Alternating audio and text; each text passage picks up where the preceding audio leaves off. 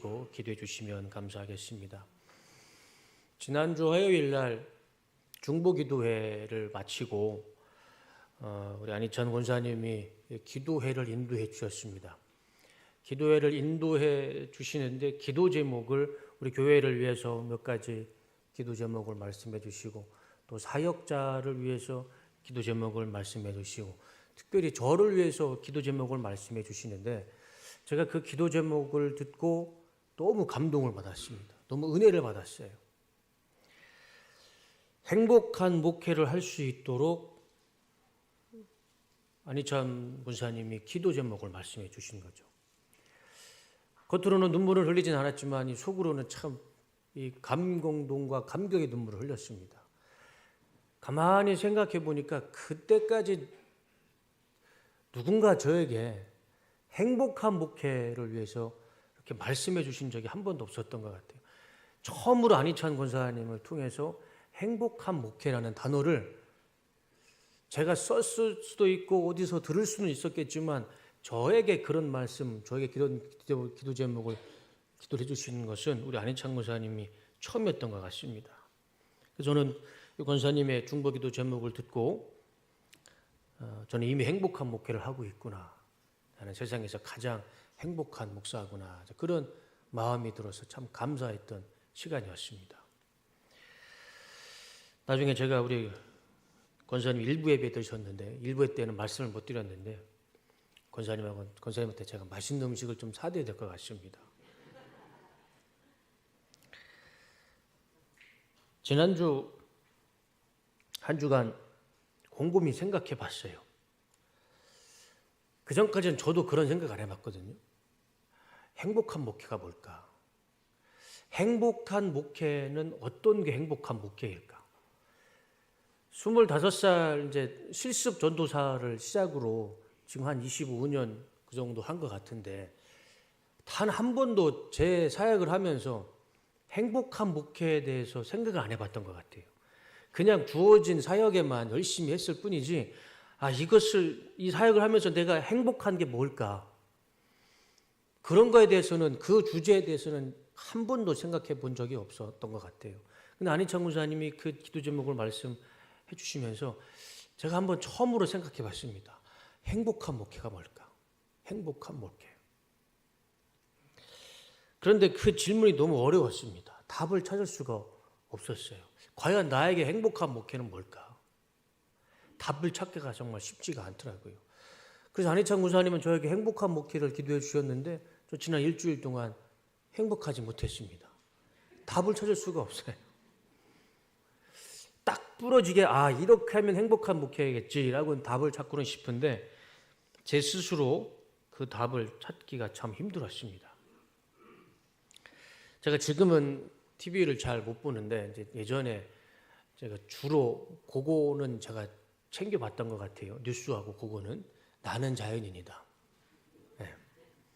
그거를 보면은 다른 거는 모르겠는데 거기에 나오시는 분의 삶 자체가 너무 단순하잖아요. 산 속에다가 그냥 허름한 집을 지어놓고 강아지 한 마리 하고 이 아침에 일어나면 나가서 산나물 뜯고 운동하고 해가 지면 또 저녁 먹고 그 단순한 삶이 너무 부러웠습니다. 대화를 이제 인터뷰를 하면 그분들이 한결같이 다 자신의 삶에 만족스러워해요. 누가 봐도 불편하고 만족스러운 삶이 살 것 같지 않은데 정작 본인은 되게 만족스러워하고 행복하다고 고백을 합니다. 그런데 그 얼굴의 표정과 말투가요, 그냥 우리가 흔히 말하는 것처럼 저는 행복합니다. 그게 아니고 정말 그 삶 속에 이 영혼부터 나는 행복합니다라는 표현을 하는 것 같아요. 그 표정, 그 말투가 너무 부러웠습니다. 저도 제 인생의 마지막 목표는 저도 나는 자연인이다로 가는 게 제 삶의 목표인데 아내가 가끔씩 저한테 그러죠. 지금도 늦지 않았으니까 빨리 산속으로 들어가라. 아직은 좀 이른 것 같고 소 장가라도 보내고 이제 산속으로 들어가야 될 것 같습니다. 제 개인적인 삶을 봤을 때는 제 개인적인 삶의 행복을 생각했을 때는 그렇게 사는 것도 행복한 것 같아요. 그런데 목회자로서의 행복을 생각해 봤을 때 어떤 삶이 행복한 삶인가? 또 제가 이제 앞으로 20년도 이제 제 나이로 생각해 봤을 때는 앞으로 20년도 안 되는 사역이 남았는데 어디에서 무엇을 하든 목사로 삶을 살아갈 텐데 어떻게 해야지, 어떤 삶을 살아야지 행복한 목회를 할 수 있을까? 그게 갑자기 생각지도 않았던 고민이 생긴 겁니다. 그리고 나서 지난 제 삶을 뒤돌아봤어요. 언제 내가 기뻤을까? 언제 내 사역으로서 행복했을까? 그런 생각을 해봤습니다. 제가 신학교 시절에 잘 다니던 학교 그만두고 하나님 앞에 사역을 하겠다고, 목회자를 하겠다고 이제 신학교로 입학을 했습니다. 그러니까 잘 준비가 안 됐었죠. 준비가 안 된 상황에서 열정만 가지고, 부르심만 가지고 하나님 앞에 헌신하겠다고 신학교를 갔어요. 그리고 나서 이제 전도사 사역을 해야 되는데 어떻게 해야 될지 전혀 답을 찾을 수가 없었습니다. 어떻게 무엇으로 전도사를 해야 되고 어떤 식으로 전도사 교회를 찾아야 되고 전혀 정보가 없었어요. 누가 가르쳐 주는 사람도 없었고 어떻게 하라는 옆에서 코치하는 사람도 아무도 없었어요. 그냥 열정만 있었던 것 같아요. 부르심에 대한 사명만 있었지 어떻게 무엇을 사역을 해야 될지 전혀 그냥 막막했습니다. 금요일 날 수업이 끝나면 우리 동기들은 다 이제 짐을 싸고 또 양복을 챙겨서 서울로도 가고 분당으로도 가고 부산으로도 가고 도시로 다 뿔뿔이 흩어져요. 왜냐면 주말 사역 때문에 금요일 날 딱 오전 수업이 끝나면 다 떠납니다. 그럼 저도 수업을 끝나고 저도 이제 제 사역을 하러 가죠. 근데 교회가 아니라 충남대학교로 가는 겁니다. 충남대학교 6개월은 공과대학에서 6개월은 체육관에서 6개월은 동물병원에서 거기에서 경비를 제가 했어요. 그러니까 사역은 그러니까 주일날 그 실습 전도사만 하고 제대로 된 파트 사역을 못했습니다. 일을 해야 되니까. 그러면 경비실에 앉아서 6개월 동안 돌아다니면서 경비에서 이제 일을 하다 보면 제대로 된 사역을 못하죠. 그 일 때문에. 밤 12시 가까워지면 제가 이제 그 경비를 보기 위해서 강의실에 있는 불도 다 끄고 강의실에서 공부하고 있는 학생들을 다 내보냅니다. 다 내보내면 전체 건물을 다 끄고 현관문을 다 닫고 저 혼자만 있어요. 큰 대학 건물 가운데 캄캄하고 조용한 곳에 저 혼자 있습니다. 때로는 무섭기도 해요. 근데 이제 단과대학은 길 한가운데 있기도 하고 사람들도 왔다 갔다 하는데 충남대학교를 나오신 분 또 아시는 분은 아시겠지만 체육관은 굉장히 후무진 데 있어요. 굉장히 후무진 데 있어서 거기는 사람도 없고 지나가는 차도 없고 그냥 큰 건물 하나만 있어요. 그러면 거기 경비실에 앉아 있으면 불만 끄면 한낮에도 캄캄합니다. 그러면 12시쯤에 이제 다 불을 끄고 가만히 경비실에 앉아서 창문으로 이 체육관 안을 보면은요 캄캄합니다. 어쩌면 그렇게 캄캄한 빛이 하나 없어요. 그리고 조용합니다. 그럼 가끔씩 두렵기도 해요. 저렇게 캄캄한 곳에 귀신도 나올 것 같기도 하고 귀신도 보일 것 같기도 하고 그러니까 조용하고 캄캄하니까 두려움이 막 밀려오기도 합니다. 그러면서 그런 생각을 하게 돼요. 나는 지금 여기서 뭘 하고 앉아있나. 친구들은 동기들은 지금 바쁘게 교회에 가서 사역을 준비하고 설교를 준비하고 한참 사역을 해야 되는데 저는 거기서 경비복을 입고 조용한 곳에서 캄캄한 체육관을 바라보고 있으면 그냥 제 자신이 좀 우울해질 때가 있었습니다. 내가 이걸 해야 되나. 답답할 때도 있고 내가 이걸 왜 하고 있나라는 생각이 들 때가 있습니다. 동기들하고 만나면은 뭐 지난주에 어떤 사역을 했고 또 여름에는 어디를 해야 되고 무엇을 해야 되고 막 바쁘게 자기들끼리 얘기하면 저는 할 얘기가 없는 거예요. 그때 그런 상황에 제가 유일하게 제가 희망을 가지고 제 현실의 어려움을 극복할 수 있었던 순간들이 있었습니다. 그때가 언제냐면 앞에 이 창문으로 보는 그 체육관의 캄캄한 그 모습이 내 현실 같지만 그렇지만 그 가운데서도요 미래에 대해서 상상을 하는 겁니다. 내가 이런 사역을 하고 싶다. 이런 목회를 하고 싶다. 내가 찬양 사역을 하고 싶다. 북한 선교를 하고 싶다. 하나님 앞에 미래에 대해서 내가 이런 사역을 하고 싶습니다. 막 꿈을 꾸는 거예요. 상상을 하는 겁니다. 그러면 그 순간만큼은요, 앞에 있는 현실이 어두움이 보이지를 않아요. 현실을 극복할 수 있는 힘이 생기더라고요. 제가 그때 그런 생각을 해봤습니다. 대학원을 졸업을 하고 나는 무슨 목회를 해야 되나? 개척을 해야 되나? 아니면 교회에 청빙을 받아야 되나? 딱 두 개밖에 없어요. 목사들이 졸업을 하고 갈 길은 딱 두 개입니다. 개척 아니면 청빙. 둘 중에 하나입니다. 그 당시 제 선배들이 참 개척을 많이 했어요. 많은 곳에서 개척을 많이 했습니다. 그리고 신학교 교수님들도요, 신학생들한테 목회의 꽃은 개척이다. 그래서 개척을 굉장히 격려해 주셨습니다. 그래서 많은 선배들이 개척을 했어요. 근데 저는 별로 그 말씀들이 마음에 와닿지 않았어요. 별로 좋은 생각이라고 생각하진 않았어요. 왜냐하면 지금도 마찬가지지만 교회가 너무 많아요. 편의점만큼 교회가 많습니다. 그런데 그렇게 많은 교회에 제가 하나 교회를 더 세우고 개척한다고 하나님이 기뻐하실까? 그게 정말 하나님의 뜻하십니까? 이렇게 작은 땅에 이렇게 교회가 많은데 내가 하나 더 교회를 세우는 것이 하나님의 뜻하십니까? 저는 아니라고 생각을 했어요. 별로 하나님이 기뻐하실 것 같지 않다 생각을 했어요. 그래서 저는 마음을 좀 바꿨습니다. 목표를 바꿨어요. 내가 어떤 교회든 개척교회, 작은 교회든 큰 교회든 하나님이 원하시고 하나님이 보내주시는 교회에 가서 최선을 다해서 사역을 하자. 그래서 저는 기도 제목을요, 개척교회가 아니고 그때부터 청빙을 놓고 기도를 했습니다. 그래가지고 자격을 갖추기 시작했죠. 청빙을 받기 위해서는 뭘 해야 되나. 그래서 공부부터 했습니다. 그리고서 10년, 정확하게 10년이 지났어요. 35살에 제가 목사 안수로 받고 그 다음 11월에 목사 안수로 받고 12월 첫 주에 홍천에 있는 군인교회 담임 목사로 파송을 받았어요.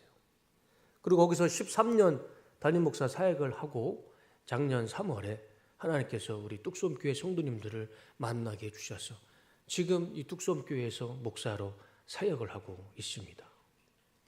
제가 지난 과거의 제 삶을 뒤돌아보면서 언제가 행복을 느꼈고 언제 기쁨을 느꼈는가 그것을 한번 생각해 봤어요. 저의 20대 30대 전도사 시절은 사역에 그렇게 행복이 없었습니다. 하루하루가 너무 힘들었어요. 하루는 제가 새벽 예배를 마치고 차량 운행을 마치고 집에 들어와서 좀 물을 좀 마시려고 이 조그마한 자취방에 보면 조그마한 냉장고가 있잖아요. 2단짜리 맨 밑에 이제 물 PT병을 놓고 물을 마시려고 허리를 숙이고 그 물을 들어올려고 하는데 약간 어지러움을 느꼈습니다. 그리고 서서 물을 마시는데 그대로 쓰러졌어요. 그러니까 쓰러진지도 모르고 쓰러진 겁니다. 그 PT병을 그냥 제 위에 있었는지 떨어졌는지도 모르고 얼마만큼 쓰러져 있는지도 모르고 있다가 그 차가운 물이 이제 방바닥에 흥건히 적시고 머리도 적시고 제 등도 적시고 몸 등을 다 적시니까 한기가 느껴지더라고요. 그래서 정신이 돌아왔어요. 그만큼 하루하루가 너무 저한테는 힘들었습니다. 그때가 어느 시절이었냐면 제가 아마 일전에 설교 시간에 말씀을 드렸던 것 같아요. 자고 있는데 어떤 차가운 생명체가 제 팔을 기어 올라왔는데 눈을 떠보니까 쥐가 제 팔을 타고 기어오는 거 저한테 딱 들킨 거죠. 제 팔을 타고 올라오는 쥐를. 그런 그 시절이었습니다. 하루하루가 너무 힘들었고 괴로웠던 사역에 대해서 행복이라는 단어 자체가 잊고 살았던 시대였던 것 같아요. 근데 그런 전도사 시절에도 제가 견딜 수 있었던 것은 하나님께 대한 미래를 놓고 기도를 하고 하나님 전 이런 목회를 하고 싶습니다. 이런 사역을 하고 싶습니다. 하나님 앞에 기도를 했어요. 하나님 만날 수 있는 또 가야 할 교회를 열어주시옵소서. 현실은 팔뚝에 쥐가 왔다 갔다 다니고 물 마시다가 쓰러진다 할지라도 그래도 하나님 앞에 기도를 했습니다. 희망을 품었어요. 소망을 품었어요. 그랬더니 그래도 견딜 수 있는 힘을 하나님께서 주셨습니다. 그리고 감사한 것은 제가 찬양 사역에 소망을 품고 희망을 품었을 때 하나님께서 또 CBS에서 동상을 받게 주셨어. 또 그런 계기로 정말 여러 교회를 다니면서 찬양도 하고 간증도 하고 그런 삶을 살게 됐어요. 가만히 생각해 보면 목사로서 사역자로서 제가 느꼈던 행복은 또 앞으로 제가 사역자로서 목사로서 찾아야 할 행복은 이거라고 생각을 했습니다. 제 개인적으로 현실의 행복보다는 미래의 희망을 품고 기도했을 때, 미래의 소망을 품고 하나님 앞에 기도했을 때 하나님께서 그 기도대로 저의 사역길을 열어주시고 제 인생을 열어주시고 기도하는 대로 하나님께서 저를 인도해 주셨을 때, 또 앞으로 그렇게 인도해 주셨을 때 그곳에서 정말 저희가 사역자로서 기쁨과 행복을 느꼈었고 또 앞으로도 그런 하나님께서 인도하신 것 가운데 기쁨과 행복을 느낄 것이다. 그렇게 나름대로 결론을 한번 내려봤습니다. 저에게 행복이라 생각을 하면 현재의 행복도 중요하지만 현재의 행복보다는 미래에 기도하면서 하나님께서 이루어 주시고 응답해 주실 것, 그것이 사역자로서 가장 행복이 아닐까 그런 생각을 해보게 됐습니다. 한평생 사는 동안 하나님 앞에 목사로 헌신을 했는데 이제 20년도 안 남은 앞으로의 제 목회 생활 가운데 가장 행복한 것은 제가 기도하고 꿈꾸고 소망하는 대로 하나님께서 제 사역을 문을 열어주시는 것, 그것이 가장 행복하지 않을까. 우리가 비록 현실의 어려움 속에 살아가지만 희망을 품고 기도하고 살아가면 하나님께서 우리가 꿈꾸고 희망하는 대로 우리의 인생의 길을 열어주실 줄로 믿습니다. 그곳에서 하나님의 기쁨과 행복을 누리시는 우리 뚝섬교회 성도님 다 되시기를 주님의 이름으로 축복합니다. 이 믿음이라는 것이요, 생각해 보면 현실의 소망이 아닙니다. 우리가 왜 믿음을 가질까요? 이 믿음을 왜 가질까요? 현실의 소망을 두고 믿음을 갖지는 않습니다. 우리가 믿음을 갖는 것은요, 미래에 두고 소망을 갖습니다. 히브리서 11장 1절 말씀을 보시면 믿음은 바라는 것들의 실상이요 라고 말씀합니다. 믿음은요, 현실이 아니고요, 내가 꿈꾸고 바라고 소망하는 것들이 미래의 현실로 다가오는 것. 믿음은 바라는 것들의 실상이다. 내가 오늘 이 현실에서 믿고 소망하는 것들이 미래에 하나님께서 그것을 현실로 나에게 보여주시는 것. 그것이 믿음이다 말씀해 주고 있습니다. 현실은 어려울지라도 우리가 이 현실에서 믿음을 가지고 기도하고 희망을 품었을 때 그대로 하나님께서 실상으로 현실로 우리 삶 가운데 역사하시고 축복해 주실 줄로 믿습니다. 거기에 우리 성도의 진정한 기쁨과 행복이 있을 것이라 저는 믿습니다. 믿음은 미래의 희망을 품고 살아가는 사람에게만 주어지는 특권이죠. 미래에 희망이 없는 사람은 믿음 자체가 없습니다.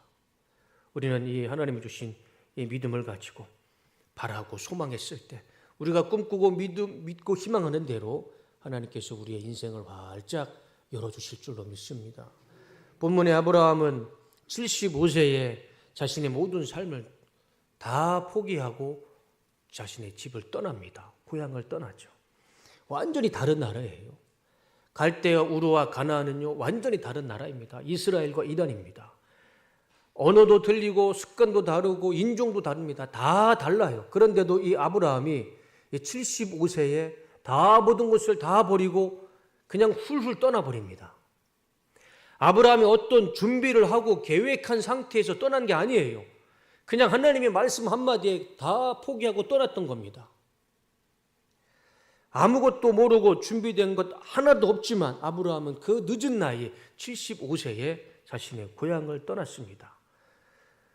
떠났던 이유, 어떻게 아브라함은 그 늦은 나이에 떠날 수 있었을까? 자신의 삶의 도전을 다 버리고 어떻게 떠날 수 있었을까?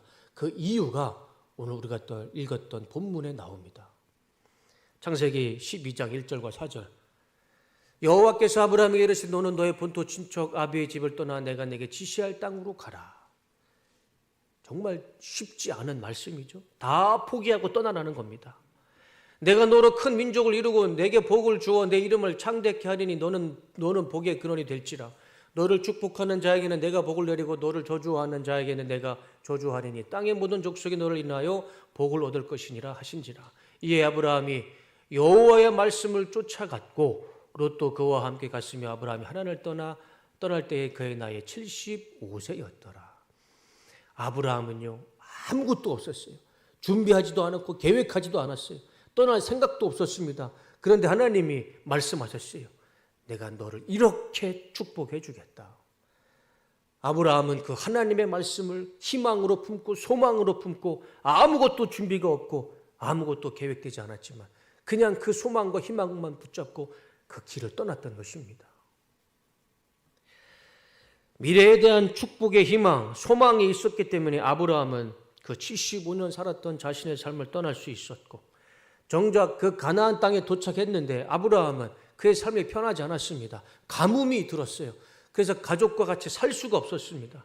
그래서 어디로 갑니까? 이집트로 피난을 갑니다.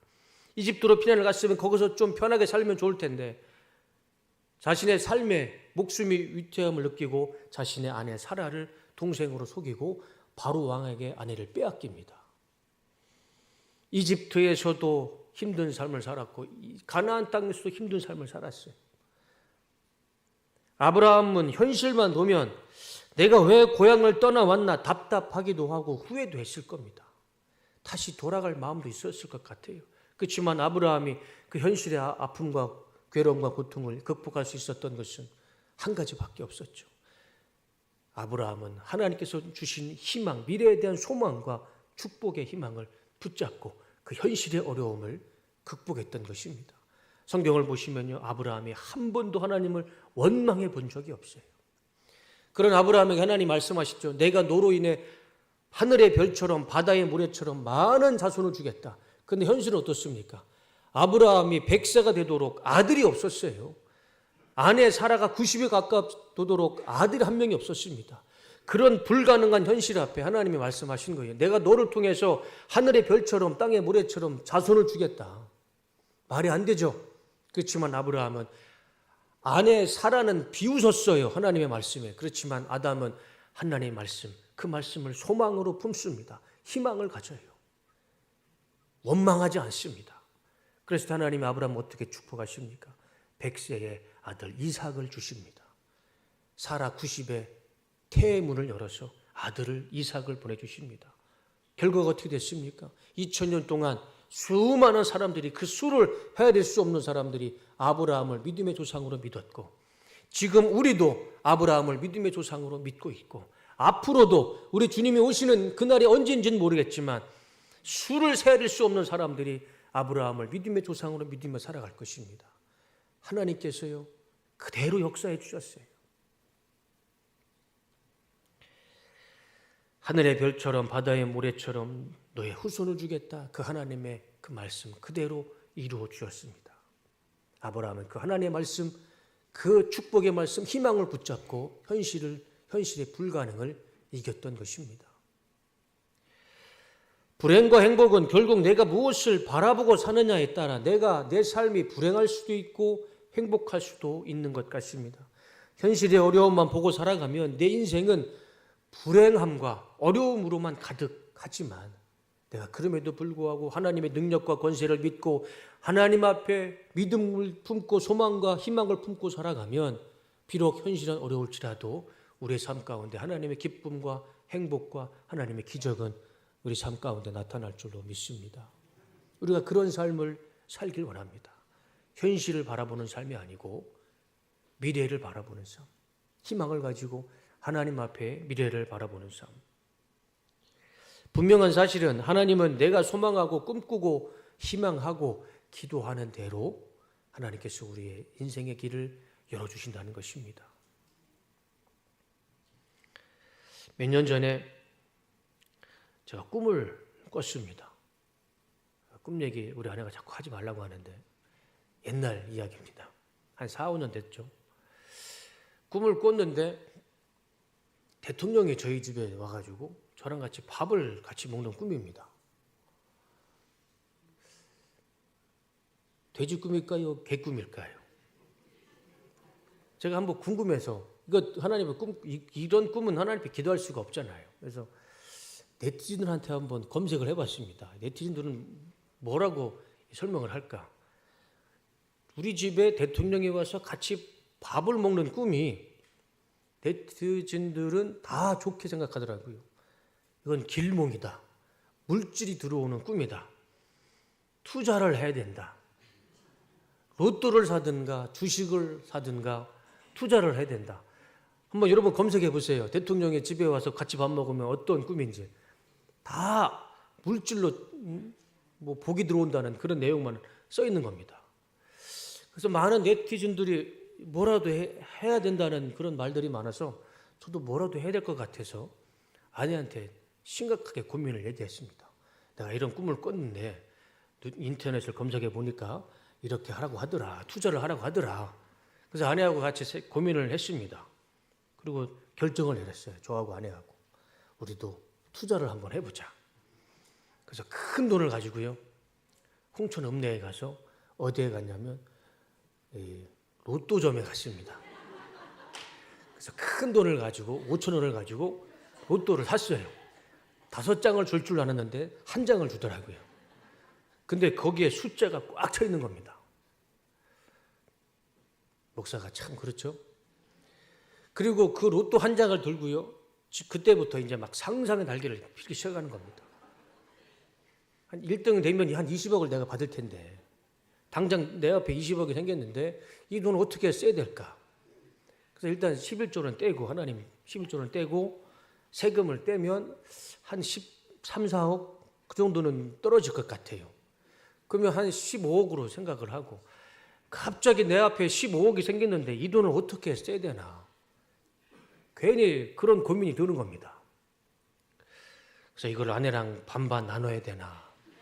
아니면 내 꿈인데 내 혼자 다 가져야 되나? 아니면 아내 몰래 해외로 도망가야 되나? 별의별 생각이 다 드는 거예요. 하고 싶은 것, 가고 싶은 것, 상상 속에서 다 하는 겁니다. 제 인생 버킷리스트 중에 이제 세계 여행이 있는데 그 돈 가지고 이미 저는 일주일 동안 세계 여행을 다 한 거예요. 사고 싶은 것, 하고 싶은 것 다 했습니다. 그냥 막 상상만으로도 그냥 일주일이 그냥 기쁜 마음으로 쑥 지나가더라고요. 결전의 날이 왔습니다. 토요일 날 발표를 하더라고요. 결과가 어떻게 됐을까요? 남의 일이라고 그렇게 쉽게. 제가 기적을 체험했습니다. 어떤 기적이냐면 그 많은 숫자 중에요. 하나도 맞지 않았어요. 아니 하나라도 좀 맞으면 제가 좀 그래도 기분은 좀 좋겠는데 그 많은 숫자 중에 하나도 맞지 않은 거예요. 아, 그래서 로또가 이거 기적이구나. 1등이 돼도 기적이고 숫자 하나도 맞지도 않는 것도 기적이고 참 신기했습니다. 그럼 비록 결과는 참 처참한 꽝이었지만 일주일 동안 저는요 제가 하고 싶은 거 다 했어요. 가고 싶은 거 다 했습니다. 그래서 사람들이 로또를 사나 싶기도 해요. 미래에 대한 희망을 살려고. 그 얼마 되지도 않는 돈 가지고 미래에 대한 희망을 살려고 로또를 사지 않나. 지나친 로또는 가정 경제에 어려움이 있으니까 또 정신적으로 피폐해지니까 안 사는 게 좋은 것 같습니다. 근데 제가 그걸 경험해 봤어요. 로또를 사고 안 사고 그게 중요한 게 아니고 그 로또 그 한 장 그거 쓸모없는 종이잖아요. 거기다 메모도 못 하겠더라고요. 그 정말 쓸모없는 종이 한 장을 들고요. 일주일 동안 저는 제가 하고 싶은 거 다 했어요. 그냥 행복한 삶을 살았던 것 같아요. 상상만으로도. 그래서 제가 그런 생각을 해봤어요. 이 종이 한 장 정말 씹다만 껌이나 싸서 버릴 것만한 그런 쓸모없는 종인데 그 종이 한 장을 가지고요.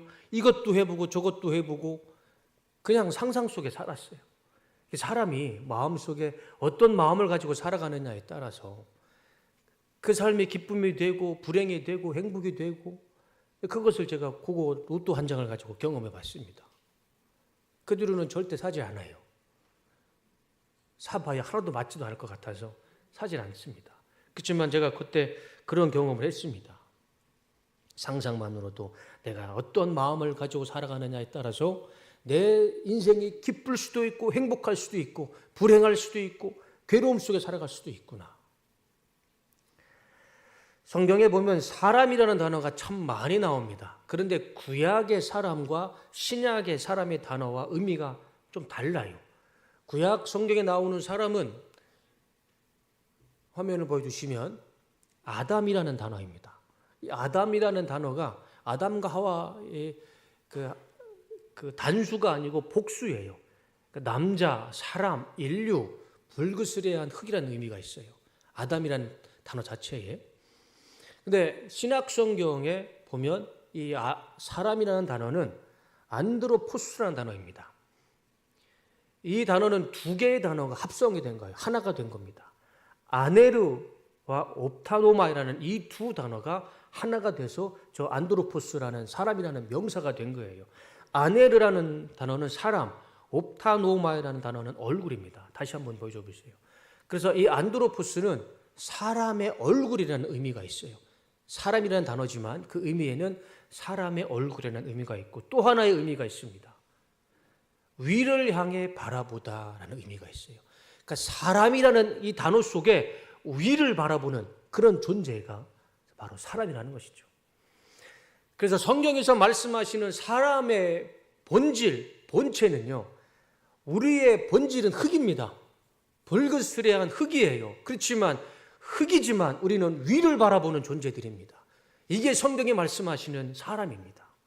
우리는 흙으로 와서 흙으로 돌아가는 우리의 본질은 흙이지만 비록 흙으로 살아가는 인생이라 할지라도 우리는 안드로포스, 위를 바라보는 사람들입니다. 하나님을 바라보는 사람들이에요. 그 위가 무엇입니까? 하나님이죠. 우리는 하나님 안에서 소망을 품고 희망을 품고 하나님 앞에 기도하며 살아가는 사람들입니다. 그것이 이 안드로포스, 사람, 우리의 정체성이라는 것이죠. 우리의 희망이신 위에 계시는 하나님을 바라보며 살아갈 때 그 속에 우리의 참된 기쁨이 있을 것이고 행복과 기적과 은혜는 우리 삶 가운데 나타날 줄로 믿습니다. 설교를 마치겠습니다. 한 주간 살아가실 때 현실에 많은 어려움이 있을 것이라 생각을 합니다. 제가 예배 끝나고 악수하면서 우리 성도님들의 손을 제가 잡잖아요.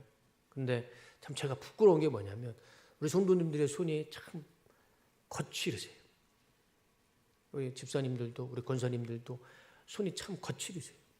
그만큼 일주일 동안 힘들게 사시는 것이죠. 손이 거칠어질 만큼. 인생 속에서 참 현실 속에서 어렵고 참 힘든 삶을 살아가시지만 그래도 절망하거나 포기하지 마시고 현실이 아니라 우리는 위를 바라보는 사람들입니다. 하나님 앞에 소망을 품고 희망을 품고 살아갔을 때 현실은 어려울실지라도 현실은 흙과 같은 인생이라 할지라도요 하나님은 그 삶 가운데 하나님의 은혜와 기적과 행복을 주실 줄로 믿습니다. 우리가 하나님께 꿈을 꾸고 희망하고 기도하고 바라는 대로 살아가면 믿음은 바라는 것들의 실상이라는 이 말씀처럼 우리가 꿈꾸고 기도하고 희망하는 대로 하나님께서 우리의 인생을 현실로 우리가 꿈꾸는 대로 기도하는 대로 그 현실로 하나님께서 우리의 삶을 축복해 주시고 이끌어 주시고 시온의 대로가 활짝 열린 것처럼 우리의 삶을 우리의 인생을 시온의 대로처럼 활짝 열어주실 줄로 믿습니다. 한 주간 현실의 어려움이 있을지라도 하나님만 바라보셔서 하나님의 놀라운 기쁨과 행복으로 충만한 삶이 되시는 우리 뚝섬교회 모든 성도님 되시기를 주님의 이름으로 축원하고 축복합니다. 기도하겠습니다.